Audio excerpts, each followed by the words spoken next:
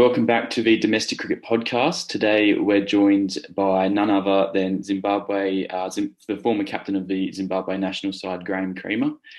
Graeme has played over 211, over 144 matches for Zimbabwe, picking up 211 international wickets. He's a right-arm leg spinner. And Graeme, it's fantastic to be speaking to you today. Thank you, Caleb. Good to be in touch. So take me back to where it began for you, the start of your life. Whereabouts in Zimbabwe were you born? So I was born in Harare, in the capital, but we lived in a small town called Kadoma for most of my upbringing. Uh-huh. And yeah, once I went to high school, that's when I moved into Harare. All right. And how many siblings do you have? I have one older sister. Uh-huh. Yeah, she's 2 years older. Cool. Yeah. So what was it like growing up in Zimbabwe as a young child? It was a great upbringing, to be honest. It's a good place to grow up. There's so much to see. Like, there's a lot of nature, and it's not a fast pace of life generally. So mine was mainly a farming community life. So, a lot of outdoor stuff. We used to go to Kariba a lot on the lake. So yeah, it was pretty good. Like, not that normal high life in town and stuff. We were always in the outskirts. So yeah, pretty happy with how it panned out. Yeah. And so you went to the prestigious Prince Edward High School in Harare. What are your memories of your high school life? It was tough, to be honest. All boys school, and first 3 years that I was there, I was a boarder. Mm-hmm. It was real tough because there was, seniors were real tough on the young ones, and but it probably made everyone who they are today. Very respectful and respect your adults. I have fond memories of Prince Edward. I just remember from the first year how tough it was, and then it just got easier and easier. And it was an amazing sporting school to be at, and I can thank them for the way I was brought up, to be honest. So how far was it to travel from your hometown into Prince Edward? So it was about 45 minutes drive. Okay. So yeah, not too far out of Harare. So would you go home to your family on weekends or just during school holidays? Yeah, so some weekends we were allowed to go out, not every weekend, but then school holidays mainly. Mm-hmm. We used to go out. Yeah. And you were obviously a fantastic cricketer for the school. What was the cricket system like over in Zimbabwe with the whole school's cricket system? Did you play against other private schools or against a whole range of different schools? Yeah, we played against a whole lot of schools. So Prince Edward, although it was a renowned sporting school, it was mainly renowned for its rugby. So cricket was probably second or third on the list.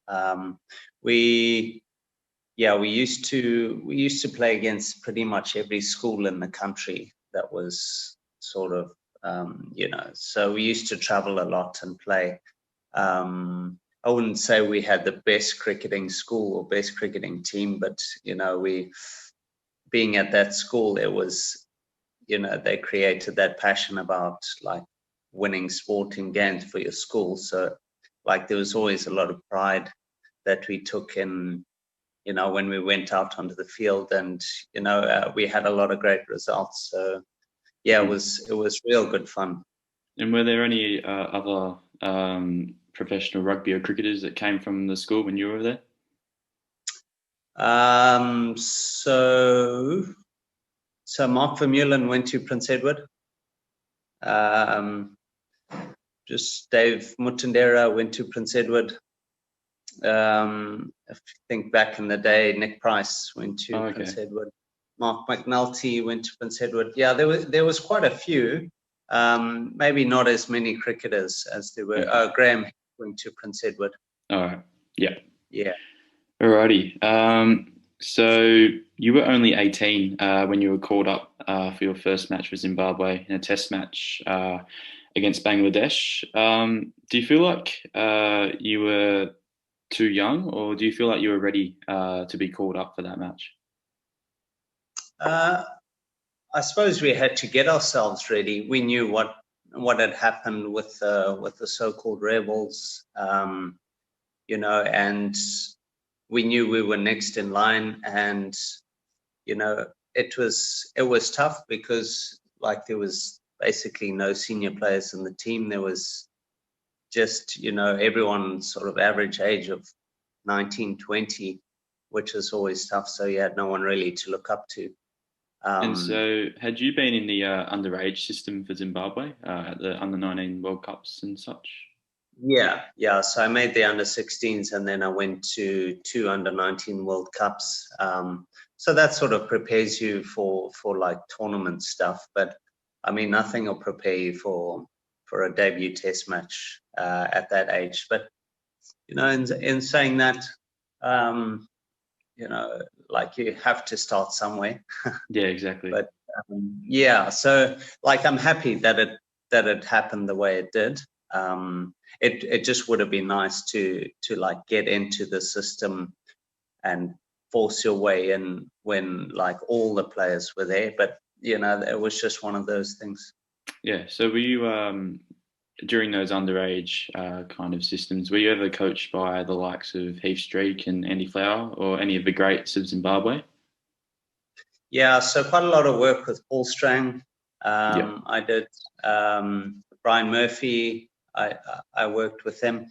Those players. So when I was at school, they were always in and around, and the club cricket system was really good then. So we used to play with them a lot.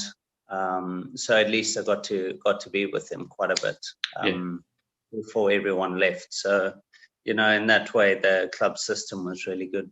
And what was your experience like playing against Bangladesh, age of 18, going to a foreign country? What was it like? How did you kind of feel like playing in front of a couple hundred people maybe in Zimbabwe compared to a few thousand in Bangladesh? Yeah, it was an experience. Leading up to the test match was like leading up to any tour or match or whatever. But then, once the test match started, I'd never heard noise like that on a cricket field. So that was, that just added to the nerves and everything. And that was something that you get used to with time. Even during the second test, I still couldn't believe that they still cheer every ball, and it was loud. You couldn't hear what the fielder next to you was saying and stuff, especially when Bangladesh were doing well. Yeah. So I believe that was used to. And I believe that was their first test win. So I mean, obviously you lost, but it would have been a pretty cool experience being a part of that history-making day. Yeah, it was. I mean, the way they support their cricket, it was a good spectacle for us. I mean, we drew the second test, but so they obviously won the series.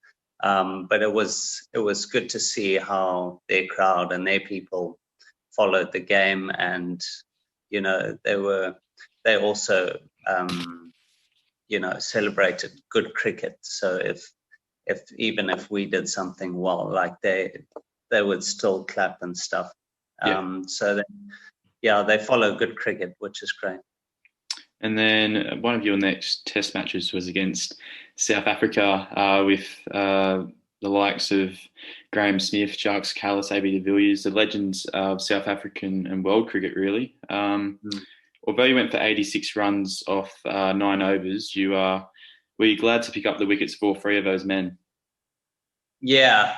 So again, it was tough to expect or what to expect, because you watch Test cricket on TV and they're very conservative when they're playing and stuff. And then, when they knocked us over early, I think it was 52 or something, they basically saw blood and they went for it. So they came out really attacking, and it was tough for us because, in the morning the ball moved around a bit, and then in the afternoon, like, it sort of flattened out. So it was tough to bowl. The ball wasn't spinning or seaming much, so it was tough for the bowlers. And I mean, they just came pretty hard, but it was good to pick up, 3 big wickets, and I think the only 3 wickets in the innings, sort of makes you believe that, maybe you do belong here. You can get wickets at this level. So it was good for a self-confidence point of view.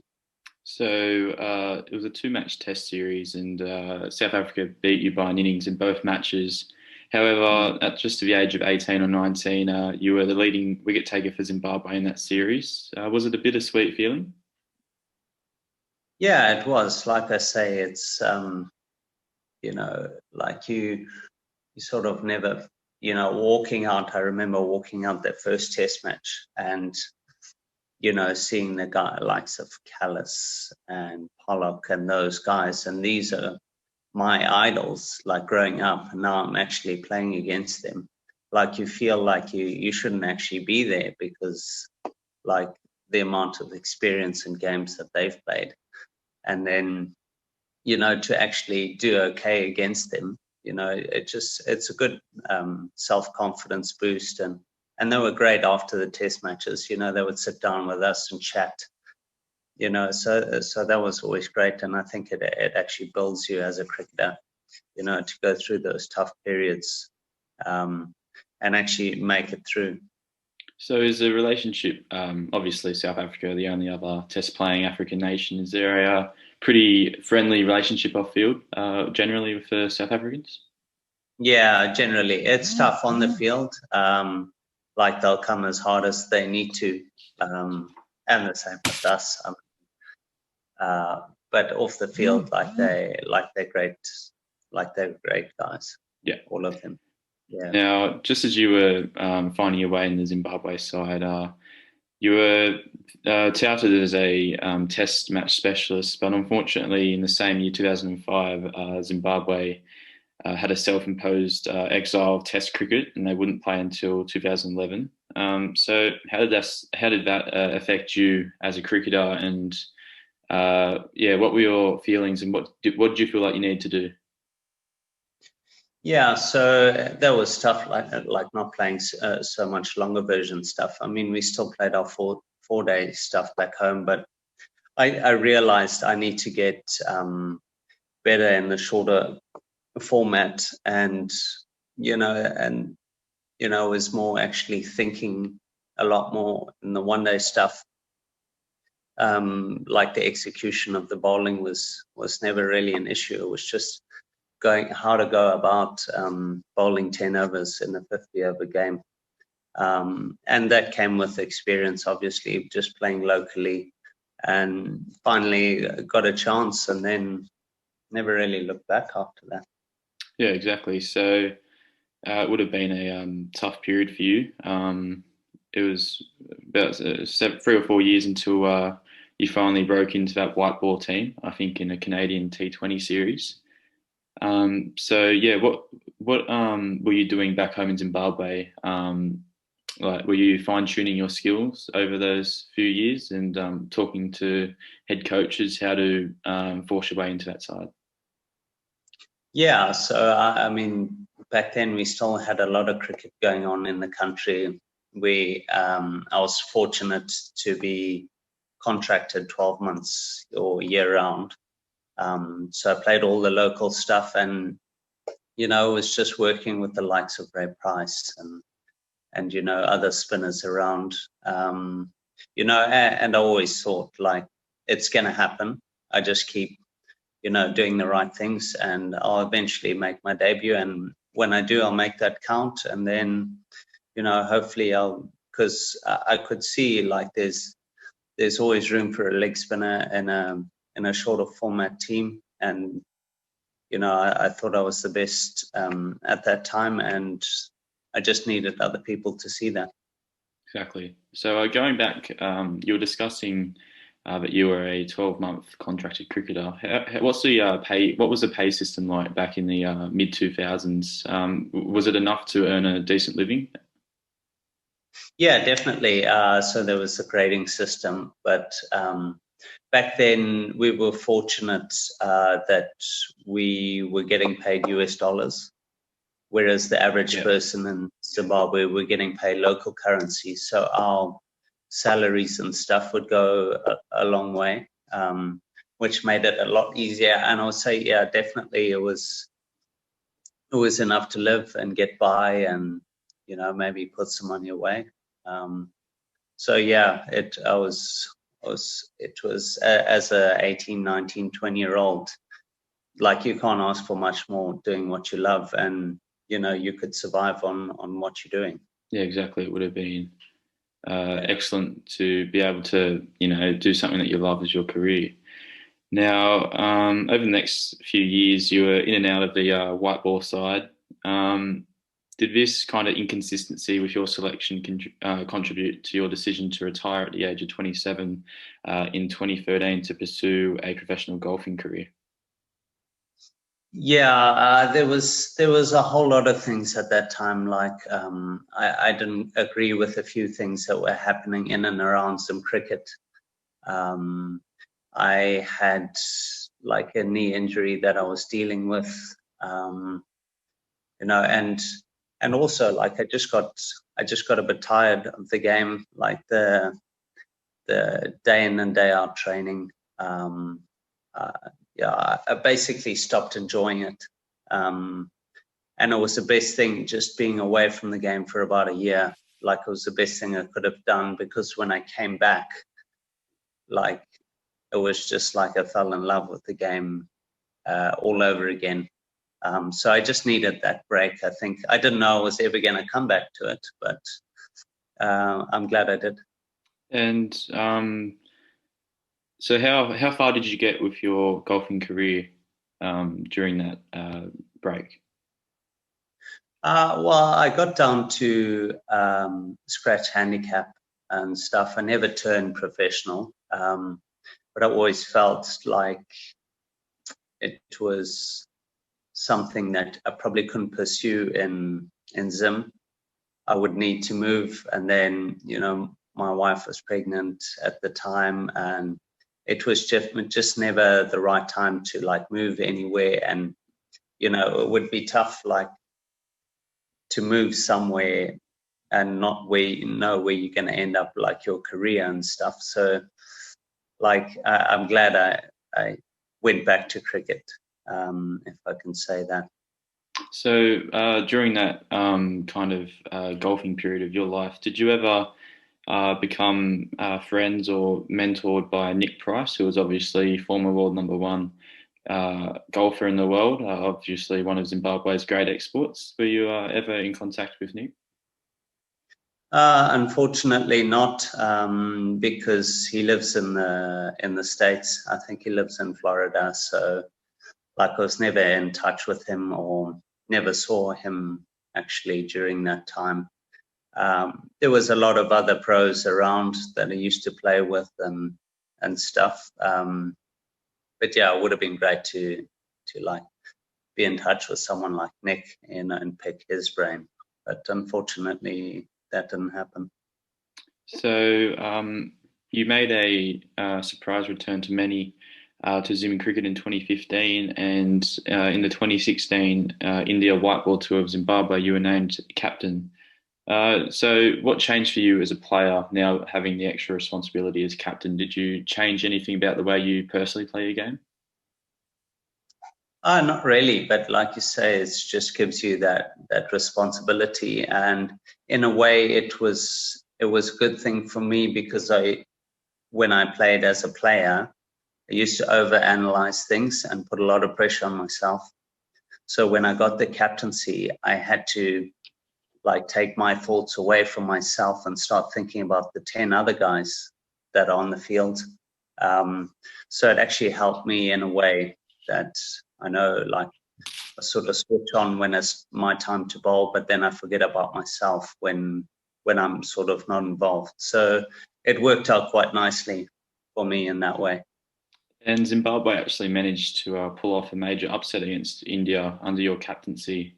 How was that experience for you? And did you feel like cricket was really your calling from the beginning? Yeah, no, it was awesome. Like, to be captain when that happened, I mean, and the captain on the other side was Dhoni. So, to get one over him with still quite a young, inexperienced side compared to them. I mean, they had a few players missing, but they can easily make 3 international teams if they wanted.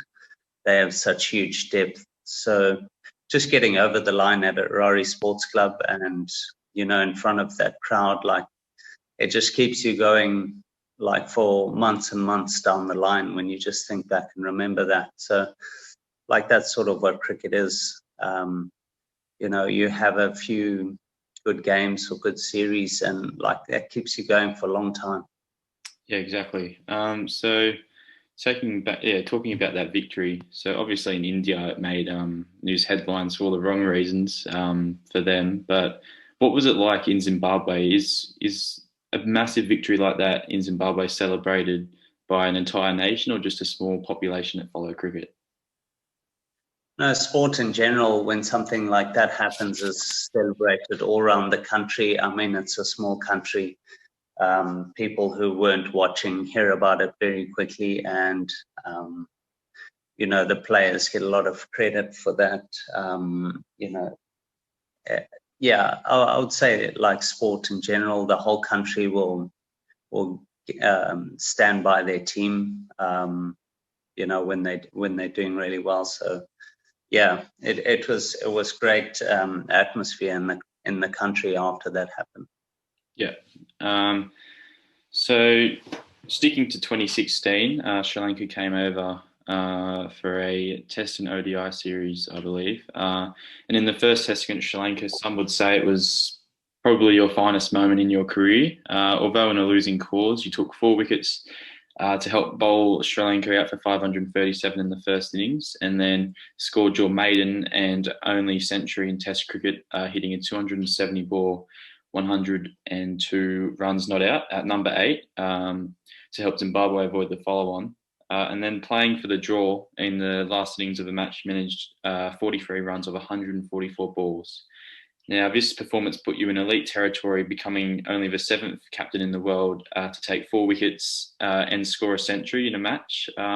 So do you feel like this was your finest individual performance? I think in an all-round game, especially, so wouldn't really regard it as a batsman. So I'd always, well, in good games, like, I do really well with the ball. But in this particular game, it was bittersweet, because getting the 100 in the first innings, and then I felt second innings we still could have drawn the game, and I felt I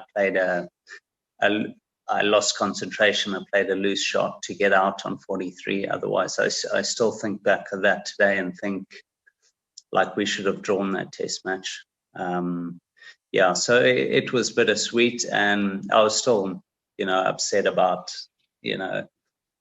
how I got out. So, it was a great experience to get over the line and get a Test match 100. But still, like, to get out on 43 when, we could have, ended up drawing that game was tough at the end. Yeah. So the following year, Zimbabwe then toured Sri Lanka, and the Chevrons, the nickname of Zimbabwe's side, managed to pull off a great upset, defeating Sri Lanka in the one-day series 3 games to 2. Where does that rank personally as your best moments as the captain of the national side? Yeah, that was definitely the highlight of my career. I think I felt I bowled quite well in the series, and individually, I mean, I can't say that like I made a huge contribution to us winning that series. But just as a team and being captain, like that was definitely the highlight of my career, and it will always be. We had a great team spirit then. We had Streaky as coach, and we put in a lot of work to try and get guys moving in the same direction, and we felt like we had finally got there. And winning that series was, it was special for us. So obviously it was a pretty long away series, especially for a white ball series, playing 5 one-days and a test match as well, which Zimbabwe also managed to be extremely competitive. Sri Lanka had to pull off a record run chase to win that. But what's an away tour consist of for a side like Zimbabwe? Like how long do you spend in the country preparing for the first match, or do you play tour matches? And what's an away tour kind of consist of? Yeah, so on that particular tour, we didn't have a tour match, but generally you would, I would say, you would arrive 10 days before the tour actually starts. You'll probably have 1 or 2 days to recover from the flight and everything. So you'll probably be in the pool, maybe a bit of running, and then you'll be straight into nets, and the meetings and analysis that goes along with it, for the preparation. And then you might play 1 or 2 games to try and get everyone to get a hit and everyone to have a bowl. And so it's pretty full on once you land till the time you leave.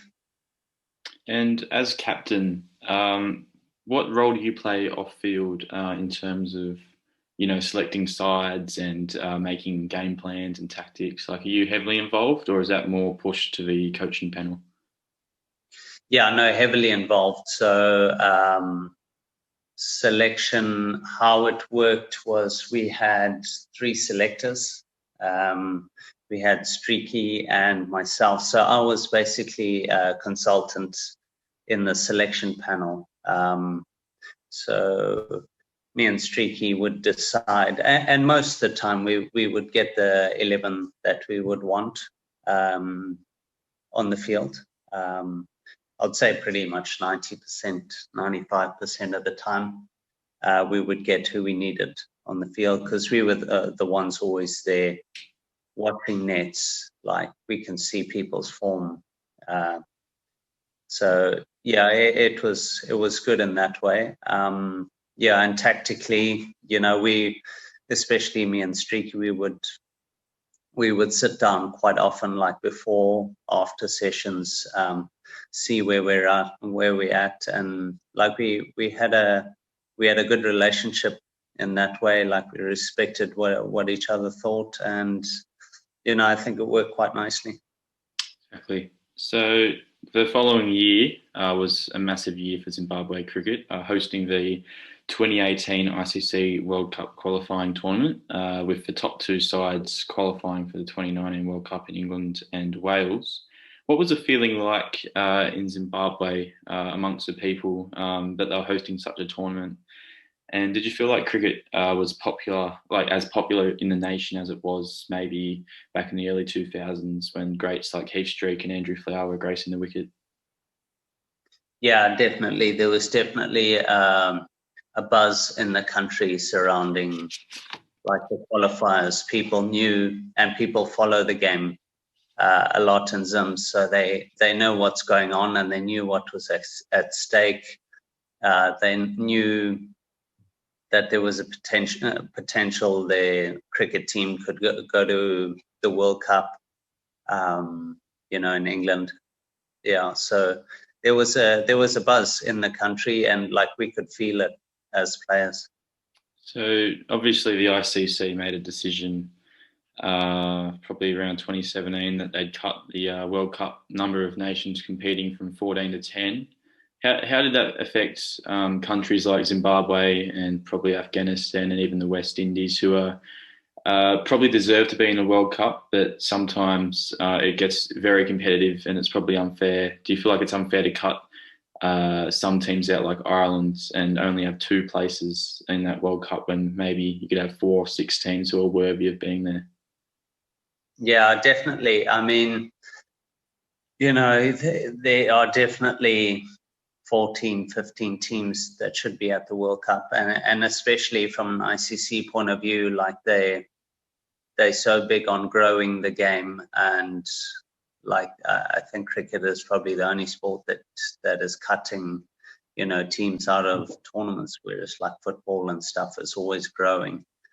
So yeah, I think for the ICC, I mean, they need to keep that in mind, where like, teams like Ireland, Zim and whatever, if they don't make those World Cup tours and stuff, they're not going to get better. I mean, it's a big arena to play in a World Cup, and you learn so much being there. So like cutting a few teams out, I think is not helping the game, and it's actually shrinking the game.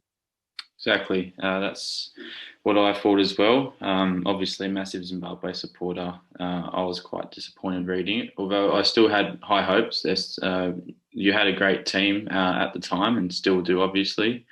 Obviously, beating Pakistan just the other week. So there's plenty of talent there, but you probably feel like Zimbabwe deserve to be there automatically, just because not only are they a test playing nation, but the amount of cricket history and the amount of great players that have come from there, you probably feel like they should probably automatically qualify. But yeah, I guess it's the way it went, and you still had a job to do, and you played really well that tournament. A few massive victories along the way, and crowds were filling out the stadiums in Bulawayo and Harare. And I actually remember a Zimbabwe v Scotland match having to be moved from, I think it might have been the old Hararian Sports Club, and it had to move it back to the major stadium just to accommodate for the massive crowds. So, there was a massive hype around it, and Zimbabwe got to the latter stages of the tournament, and I think you needed to beat UAE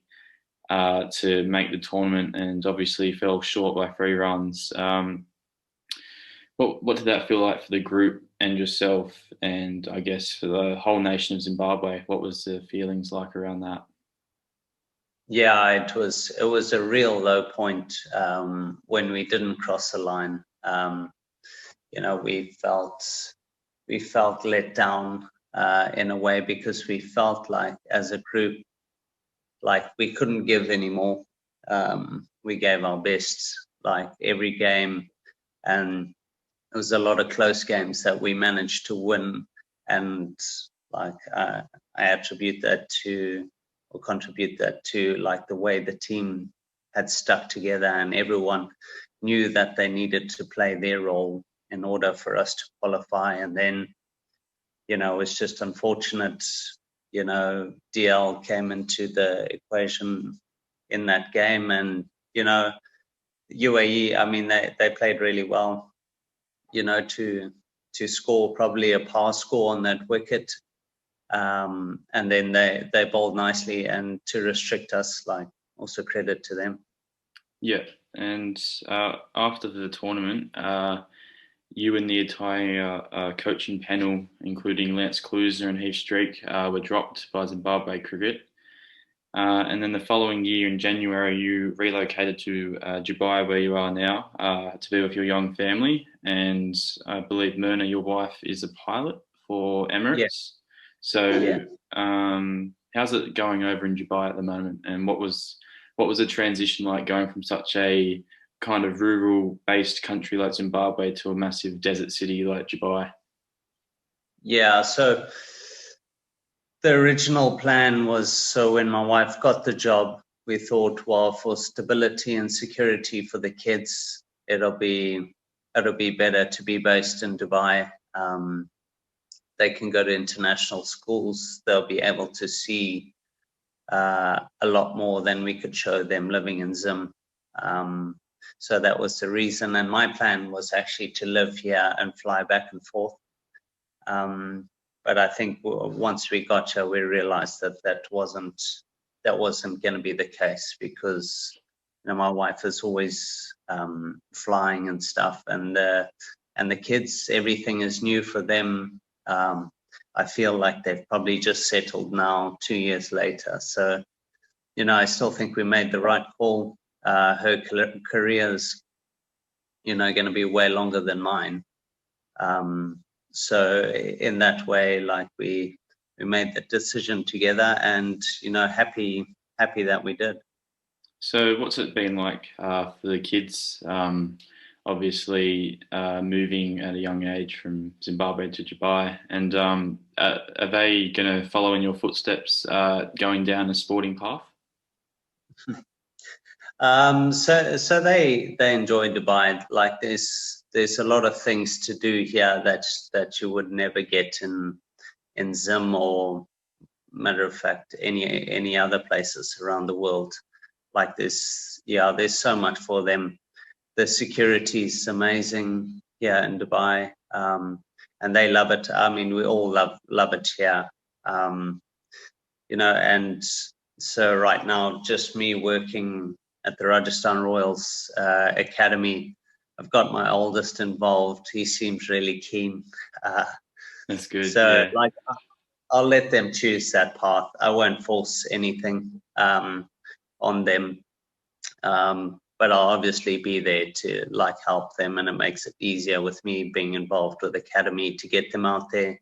And if that's what they choose, and whether it's golf, tennis, cricket, like that'll be their choice. Like, we won't force anything on them, but it'll be nice to keep them involved in some sort of sport, exactly, when they're growing up. Yeah. So I'm not sure if you've looked into it, but do you know if they were to follow the cricket career path, would they qualify to play for the UAE, or would they still be eligible to play for Zimbabwe? So they'll still be, because we all still Zimbabwe citizens, and none of us can get UAE passports, so we'll always be Zimbabwe passport holders. They would probably qualify to play for both, because once you've lived in the UAE, I think it's 4 years, you can qualify to play for the UAE. But as long as you're holding a Zimbabwe passport, I think you can always go back and play for Zim. So it's good that they got options. Yeah, and I think I was reading somewhere the other day that you actually had a role with the UAE cricket team a couple of years back when they toured Zimbabwe. Are you still involved with UAE cricket? No, not at all now. So it was when I first arrived. Dougie Brown was head coach, and he wanted me to come down and just have a look at the guys and see if I could help out where I could. So it was just a 2-month thing, working with them, and unfortunately he lost his job as head coach with the UAE. But fortunate again, like he's involved with the Rajasthan Royals Academy, so I'm back with him again. So yeah, it's been good fun so far. So what's your role with the Rajasthan Royals Academy for the listeners at home? Yeah, so I'm director of cricket there. I basically run the program, so more the operations of the nets and the age group stuff. Yeah, we do the one-on-ones as well, but it's mainly the group sessions that I plan and take care of. So is that kind of picking out and breeding the best cricketers in the UAE, and then potentially getting them a pathway into the IPL? I think the pathway is there definitely, but I mean we don't pick anyone. Our programs are there and the structures are there, so parents basically just book their kids in. And to be honest, like there's so much talent here in the UAE, both and and it's all expats. So, from Indians to Australians to English, they all come to the academy. So yeah, it's great to work with them, and like hopefully in the future we can say that guy playing in the IPL team, he was with us and we pushed him through, and now he's playing IPL. So while it's a possibility, like it'll probably be a while before any of the kids get to that level. So what's cricket like in the UAE? Obviously, they kind of have always been there on the fringe of the test playing nations. So what's it like over there? Is there, with the local Emiratian, I believe you would call them? So is it more locals? Is there an interest in cricket with the locals, or is it more the expats, like you were saying before, the Australians, the Indians, who are the majority of people participating in cricket in the UAE? I think it's probably 99% expats. There's not a lot of locals that play cricket. I think, I don't know what the reason is. I mean, I suppose in the Middle East, it's not a big sport. So it's basically all expats who are bringing the game into the UAE, and it's big here. I heard something like in a given week, there's over 1 million people playing cricket, whether it's, in the desert or at any of the grounds around the UAE. So cricket is definitely big here. It just needs to get supported a bit more, I think, by government and businesses, and it'll be great because they've got all the facilities. You've got the Dubai Stadium, International Cricket Stadium, which is amazing. Got nice stadiums in Abu Dhabi, Sharjah. So facilities are here. It just needs to be pushed a bit more, I think. So when the T20 World Cup qualifying tournament was held in the UAE, I think March last year, was there much talk about it around the country, and did you get involved or go to any matches or anything like that? No, there wasn't much, to be honest. I wasn't involved in any way at that time. I think UAE team, I think Robin Singh had just taken over then. I don't know him, so I wasn't involved in any way. I didn't watch any games, but I was following it. So yeah. But it wasn't like extremely well advertised. So I don't think a lot of the general public knew it was actually happening. Yeah. Well, it's been brilliant chatting to you, Graeme. I, like so many other diehard Zimbabwe supporters and cricket fans in general, have loved watching you play over the years, representing Zimbabwe. Now, you've never officially ruled out returning to the national team. Obviously, we're still considering flying in and out. Can you put that to bed now, or is it still up in the air whether you'll ever potentially return to the national side? I think if the option was there, I'd love to play again. It would just need to make sense for myself and the family. But I definitely haven't ruled it out. I still try and play in tournaments here and there where I can. I'm hoping to play in the T10 end of January. So I'd still like to keep playing, and if the option came up to play for Zim again, whether it be a World Cup or a couple of Test matches or whatever, I'd definitely like to put on the red jersey again at some stage. So we'll see in the future. Well, it's been excellent talking to you, especially a player of your caliber, an international Test one-day T20 captain.